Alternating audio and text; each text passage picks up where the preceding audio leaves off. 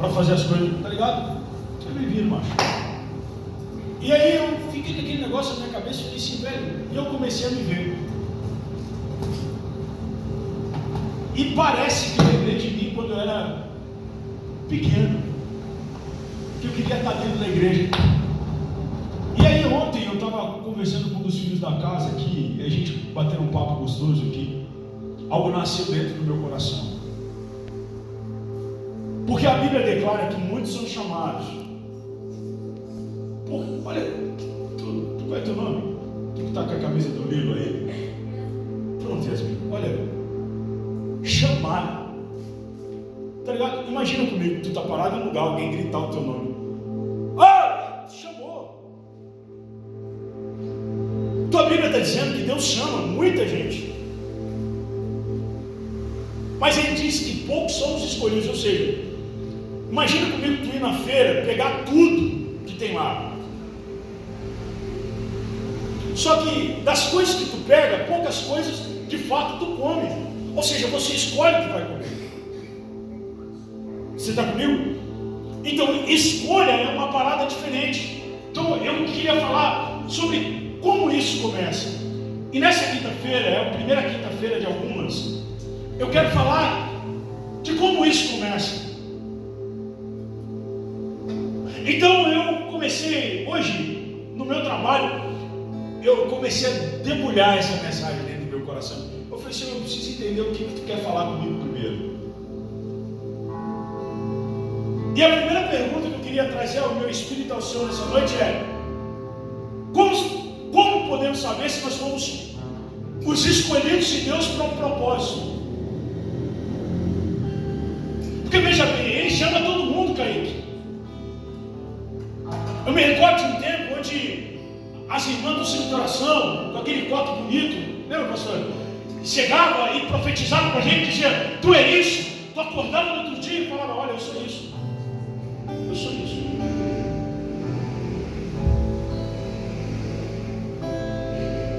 Só que no meio da igreja tem muita gente que foi chamada, mas pouca gente que de fato foi escolhida por Deus.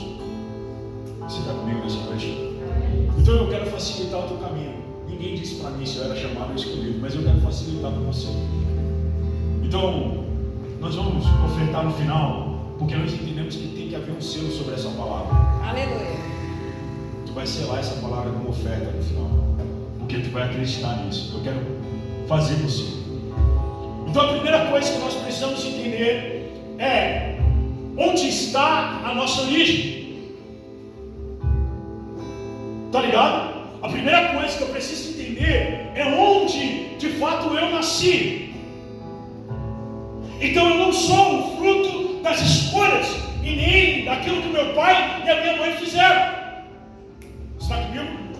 Então eu queria que você repetisse comigo e dissesse assim: eu não sou a escolha dos meus pais.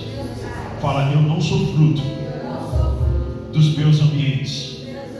Fala: eu sou. Eu tenho origem. E a minha origem está no Pai. Pastor, mas você está falando besteira. Abre comigo agora em Efésios, capítulo de número 1, versículo de número 4.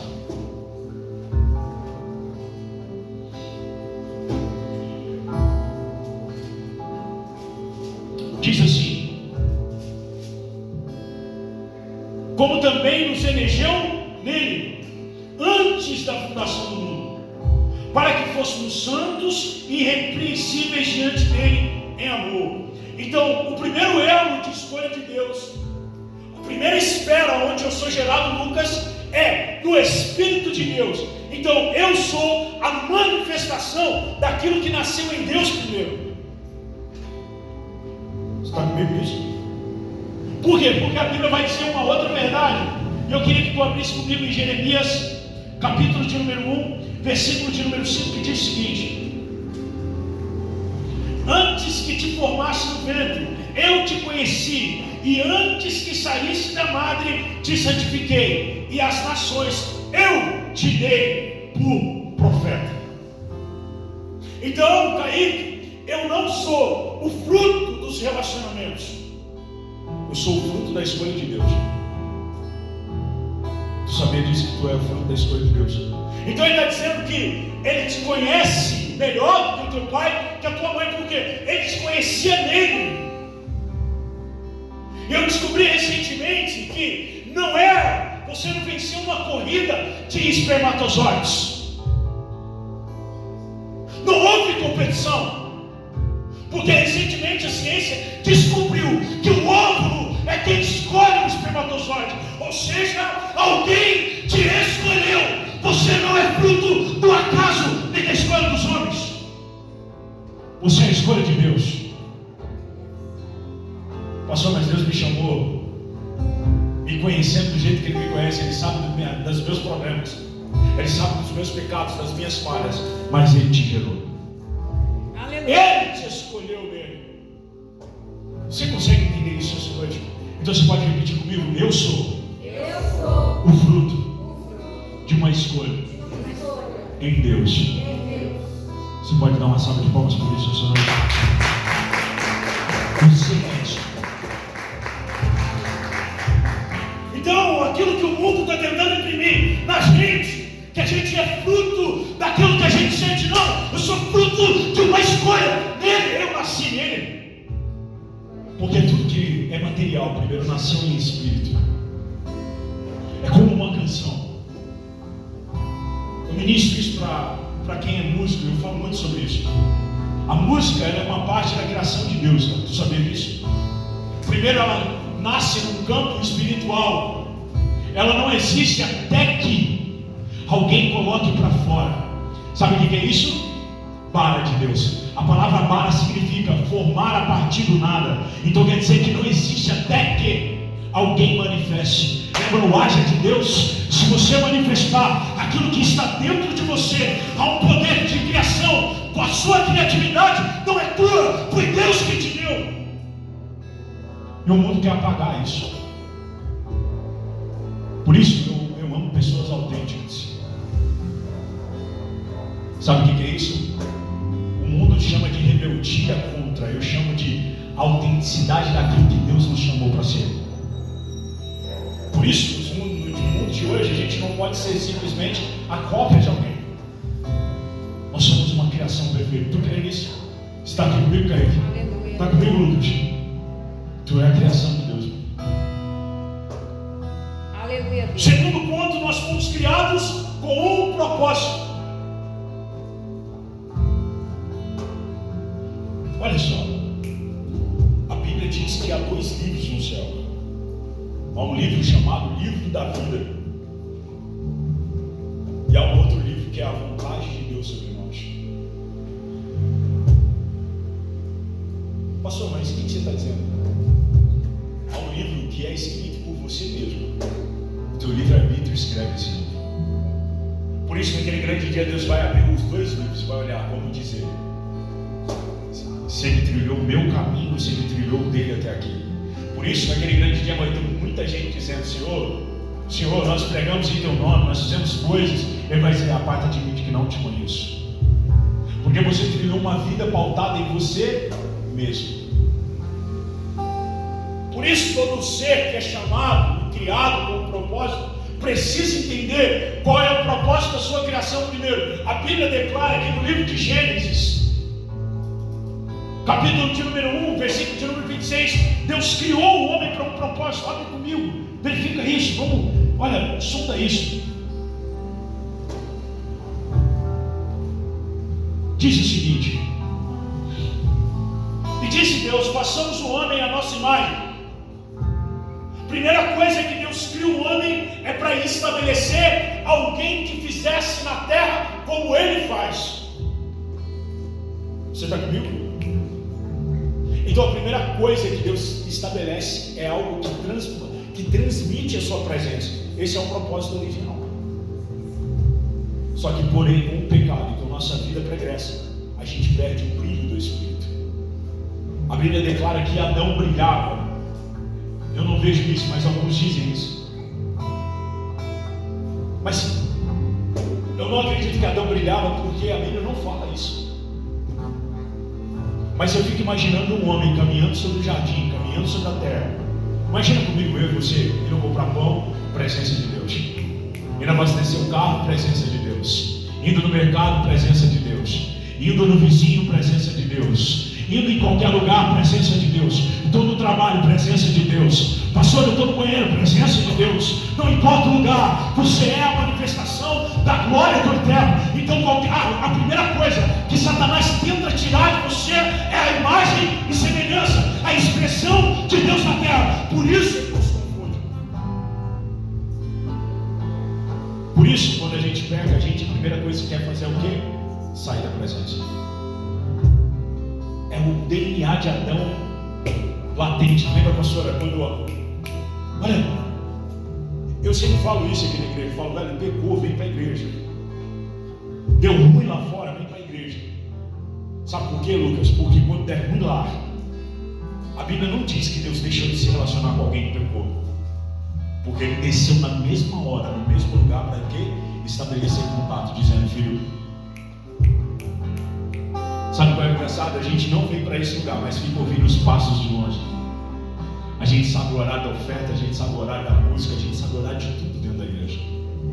Mas o coração pode estar se escondendo, mas a gente sabe que aquele lugar é um lugar de encontro. Então a primeira coisa que Deus estabelece sobre nós é que nós seríamos a manifestação da sua imagem, presença. Segunda coisa que Ele institui agora é que Ele diz, e disse Deus, façamos o homem a nossa imagem, conforme a nossa semelhança, e domínio e governo foi dado a nós como filhos. Criação de Deus precisa dominar, mas ultimamente nós somos dominados pelas coisas. Qualquer coisa tira de nós a essência da criação, de governo e domínio. Nós não estamos sobre, nós estamos para baixo. Tem gente que só busca recurso financeiro, tem gente que só busca o carro, tem gente que só busca a família, tem gente que coloca tudo em primeiro lugar e diz, buscar-me-eis e me achareis quando me buscar de todo o coração. Aquele que busca em primeiro lugar é altar, relacionamento é altar. Por isso nós pregamos mesa. A mesa restabelece contato. Por isso hoje no mundo, todo mundo fala de mesa de reunião, mesa, porque Satanás também entendeu quais são as mesas. Todo mundo faz tudo para pertencer a um espaço na mesa. A mesa revela quem nós somos. A mesa revela caráter, a mesa revela coração, a mesa revela doenças, a mesa revela frustrações. Pode ver quantas vezes tu comeu na mesa triste. Por quê? Porque a mesa, embora você está triste, também te alimenta. Por isso, cara, que a gente não pode sair da mesa. Mesa é lugar de encontro. É na mesa que a gente se encontra. Pastor, eu estou sozinho na mesa. Mas a mesa também te alimenta, mesmo sozinho. Por isso a gente não pode correr dos nossos relacionamentos na mesa. Mas o que Satanás faz, Lucas? Ele diz pra gente, a gente não é digno da mesa. E aí tem muita gente que vem para a igreja, ele tem uma mente de escravo. Ele acha que Deus quer somente humilhá-lo, porque ele não adquiriu uma mente de governo de filho. O filho é redarguido pelo pai, mas nenhum pai, sem consciência, põe o filho para ser humilhado. Por isso ele diz, não nos chamamos mais de servos, mas nos chamamos de amigos. Senta para a mesa quem tem identidade de filho. Adão entendia isso, por isso ele conseguia estabelecer governo sobre coisas. Porque tudo que Deus está dando para ele, primeiro é governo sobre coisas. Domínio e governo sobre coisas. Por isso a única coisa que é chamada de Senhor na Bíblia é mamon, dinheiro. Porque a gente não sabe lidar com ele, a gente é governado por ele. Frustrações, alegria, choro, tudo está ligado a quem? Mamon. Ele diz, eu também sou um Deus para esse tempo. Agora eu posso perguntar onde é que está a sua mesa? Jesus te chamou para ser a expressão dele, mas ao mesmo tempo exercer domínio e governo. Aleluia. Quando você chega, não chegou você, chegou o filho. Aleluia. E o filho também traz a mesma característica de seu pai, imagem e semelhança. As pessoas vão te respeitar pelo reflexo do pai em você. Não é essa teoria da graça, da hipergraça, né, que diz que tu é o cara. Não é isso. É que você tem tanta imagem. Só que a gente não pode ser como Moisés. Lucas, a Bíblia diz que ele subia e se relacionava com Deus. Mas de repente, aquilo subiu, o brilho ia embora. Moisés colocava algo sobre o rosto, uma máscara, para que ninguém percebesse que o brilho havia ido. Tem muita gente dentro da igreja que o brilho já foi. Meu Deus. Mas ele coloca uma máscara, máscara de alegria, máscara de felicidade, máscara no Instagram, máscara no Facebook, máscaras. Mas essa noite Jesus quer quebrar isso dentro de nós. Aleluia. E ele diz: cultivar. O que é cultivar? Guardar, proteger, fazer com que tudo em seu redor cresça. Então, quando eu tenho a imagem do Pai, quando eu exerço domínio, governo, tudo aquilo que está em mim cresce ligado a mim, cresce. Eu sou um jardineiro da obra do meu Pai. Tudo cresce. Pessoas crescem em nosso dano.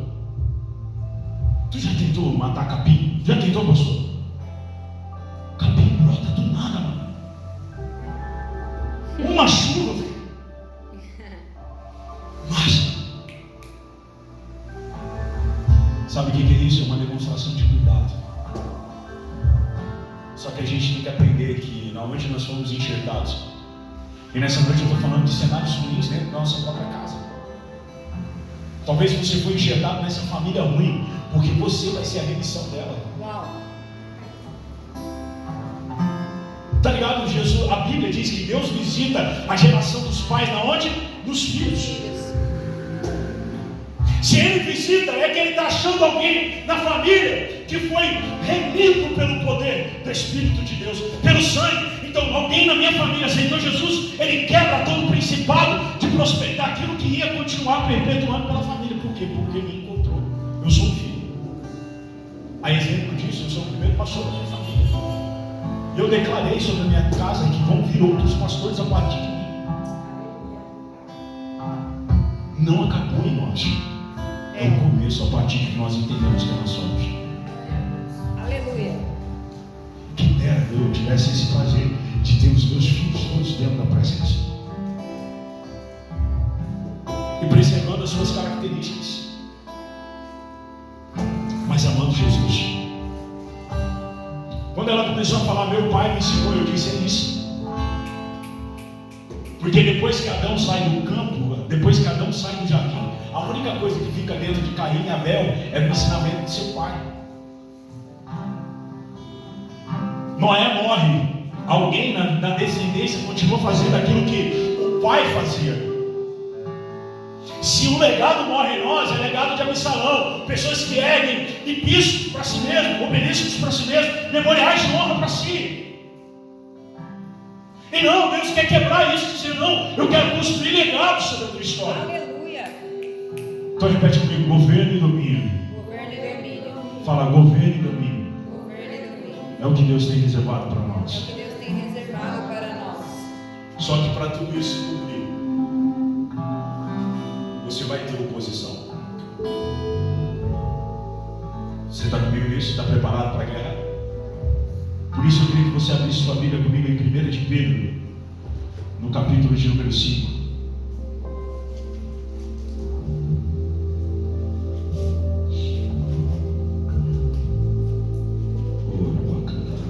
Aleluia a Deus. Oh,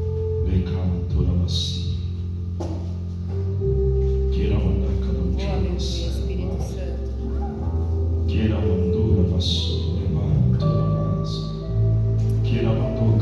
Aleluia a Deus.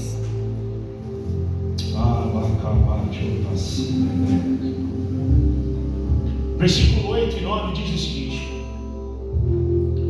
1 de Pedro, capítulo 5, versículo 8 e 9 diz o seguinte: sede sóbrios, vigiai, porque o diabo, vosso adversário, anda em derredor, bramando como um leão, buscando a quem possa tragar, ao qual resiste firme na fé, sabendo que as mesmas aflições se cumprem entre vossos irmãos no mundo. Sabe o que Pedro está dizendo aqui? Ele está dizendo, velho, resistir o diabo, vigiar, porque ele é terrível. Só que não acha que a coisa vai vir só sobre você, Lucas.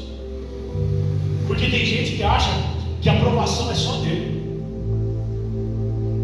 Tem gente que acha que só ele. Mas a Bíblia está dizendo aqui em Pedro, dizendo, sede sóbrios e vigiai. tirai. Tem gente que não é sóbrio na guerra. Tem gente que vive em Nárnia, sabe assim?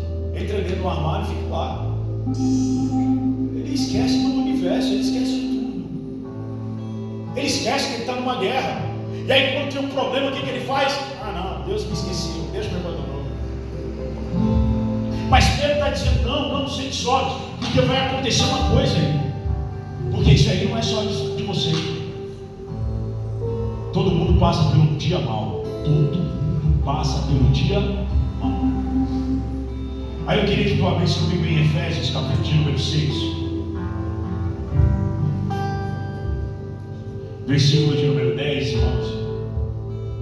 Que diz o seguinte: no demais, irmãos meus, fortalecei-vos no Senhor na força do seu poder. Revesti-vos de toda a armadura de Deus, para que possais estar firmes contra as astutas ciladas do diabo.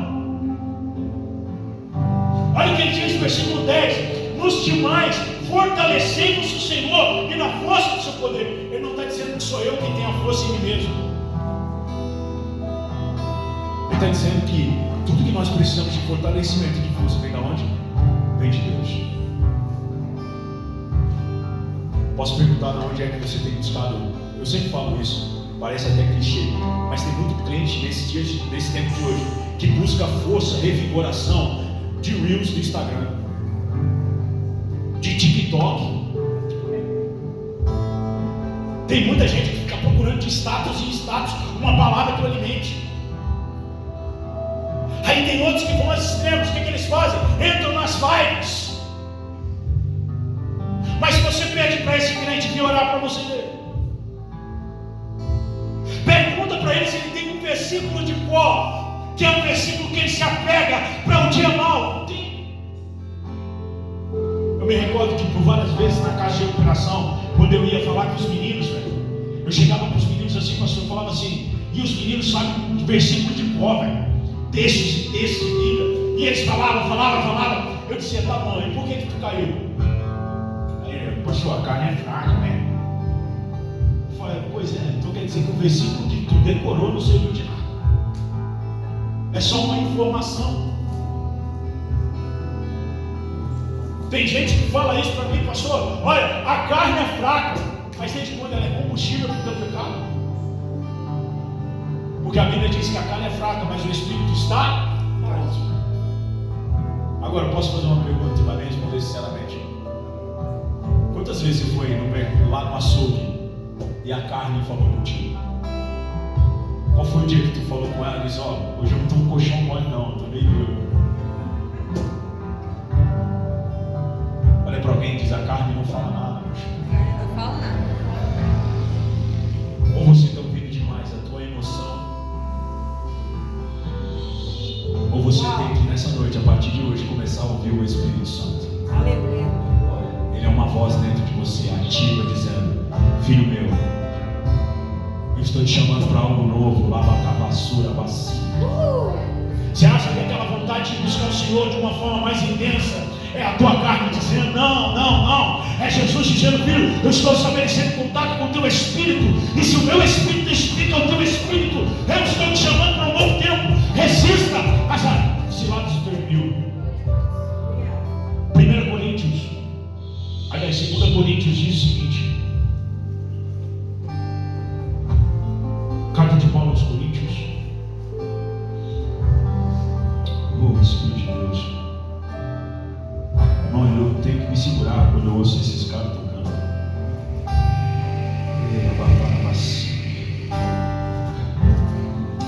Cantura vacina, é bandarava. Que lacuna vacina, vai que.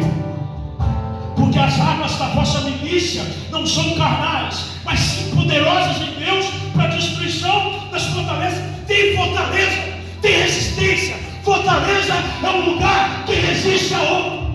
Tem alguém que resiste você. Tem um lugar que resiste você. Então esse negócio de que a gente vai ser aceito por todo mundo é conversa fiada. Mas quando eu estava subindo, eu percebi que aqui embaixo tem um centro espírita, velho. eu passei e falei assim: ah, Satanás, eu entendi onde tu está se escondendo, macho. Passei lá na frente e falei: não vai haver resistência mais. Porque nós, como igreja, nós somos o governo dessa cidade. Pastor, nós somos o governo dessa cidade. Pastor, nós somos o governo dessa cidade. Eu creio nisso. Olha, eu estou passando agora, nós estamos no 5º dia. Hoje eu passei das 7 às 8 orando. E uma das coisas que eu pedi a esse para que eles quebrassem esse espírito de Leviatã que ronda a nossa cidade. Líderes altivos, orgulhosos, que não se curam, não tem comunhão entre si. Eu disse: Senhor, eu não aceito isso, porque eu amo essa cidade. Se nós soubéssemos que essa igreja se uniria para quebrar esses lugares. Por isso eu sei que nós já começamos uma aliança em Espírito para quebrarmos os principados que regem essa cidade. Nós vamos quebrar esse lugar. Jesus, essa cidade não vai ser mais conhecida como a cidade da loucura. Essa cidade não vai ser mais conhecida como a cidade do presídio. Essa cidade ela vai ser conhecida. Anotem no coração de vocês. Essa cidade será conhecida pelos altares de adoração. As pessoas vão sair de lugares distantes para virem adorar essa cidade, porque nós estamos aqui. Nós somos o governo dela. Nós seremos um referencial. A nossa casa será isso, pastor. Se pastores querem caminhar em desonra, nós andaremos em honra. Mas eu não aceito perder para Satanás, porque a igreja é isso. Eclésia, ou eclesia, ou a Bíblia diz que Deus disse. Jesus olhando nos olhos de Pedro diz: Pedro, as portas do inferno não prevalecerão contra a igreja do Senhor. Então não há portas que resistam a nós. Está comigo, irmão? Meu Deus, o Espírito de Deus. 1 de João, capítulo de número 4.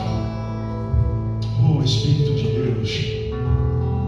Versículo de número 4 diz: filhinhos, sois de Deus e já não tendes vencido, porque maior é o que está em vós do que o que está no mundo. Filhinhos, filhos são os homens que receberam a autoridade de Deus. Filhos recebem a autoridade. Filhos recebem legado dos pais. E eu quero declarar sobre a sua vida que esse fardo não vai pesar sobre você.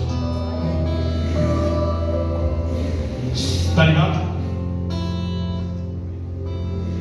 As desonras que eles já receberam, Deus está dizendo no meu coração que muitas das vezes quebra o coração de vocês. E aí vem um desejo latente de que vocês não, que os seus pais não sejam dependentes dessas pessoas. Mas Deus está dizendo no meu coração que Ele vai levantar vocês como coluna daquela casa, e Ele vai gravar o teu nome nos umbrais. Serão uma casa de legado em nome de Jesus. Vai ser uma casa de legado. Escreva isso. Vocês farão coisas maiores que os pais de vocês. Se os seus pais ainda não fizeram homens levantar de cadeira, vocês farão. Porque é assim que funciona no reino. A geração que vem depois, ela faz coisas que os pais nunca fizeram. Deus vai te dotar de uma ousadia. Deus vai quebrar você, mas para te dar ousadia. Via você aqui adorando, era como Davi, dizendo: Senhor, eu sou um pequeno. Mas você foi chamada para confundir gigantes. Muita gente que acha que vai ter que te ouvir, porque de você vai sair palavras que curam, porque de você vai sair a unção que esmiuça e quebra todo jugo. Pessoas serão libertadas simplesmente pelo seu cantar. Acabadaravassirabai, choravassi. Você é a minha escolha, te diz o teu Deus. Você é a minha escolha, te diz o teu Deus. Você é a escolha de Deus. Oh, Espírito. Mas embora a gente luta contra Satanás, para que a gente descubra o propósito. O maior vilão que existe em nós somos nós mesmos. Então olha para alguém e diz assim: embora você lute no reino espiritual, a sua maior luta está em você mesmo.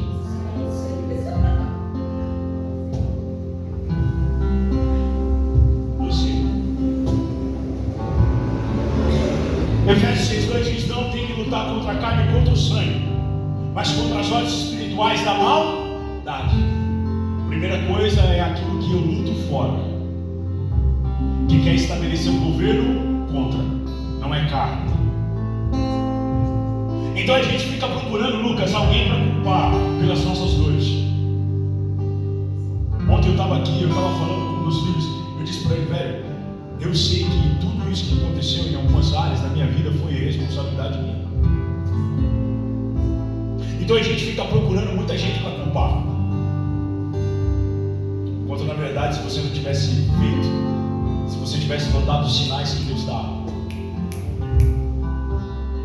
olha para alguém e diz assim: Deus sempre vai ter um sinal amarelo para quando você estiver correndo dele. Ele sempre pode. Tu já viu isso? Quem não ouve o sinal somos nós.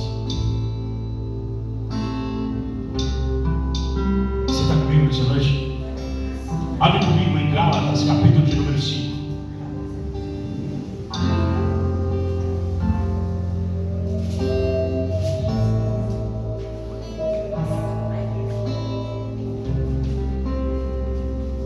Pastor Elise, hoje eu estou tentando não pregar, entendeu? Eu estou tentando ser didático. Versículo 17 diz: porque a carne cobiça contra o espírito, e o espírito contra a carne, e estes se opõem um ao outro, para que não façais o que quereis. Vou traduzir. Quando tu levanta de madrugada e sabe que tem aquele pedaço de bolo, e tu sabe que vai passar mal, mas você diz: olha, eu vou comer, eu não como. É tipo essa luta. A carne fala uma coisa, o teu espírito diz outra. A carne diz: bora dormir. O espírito diz: tu tinha que orar, macho. A carne fala para você: bora assistir Netflix. O espírito diz para você: bora orar. Você devia estar orando agora.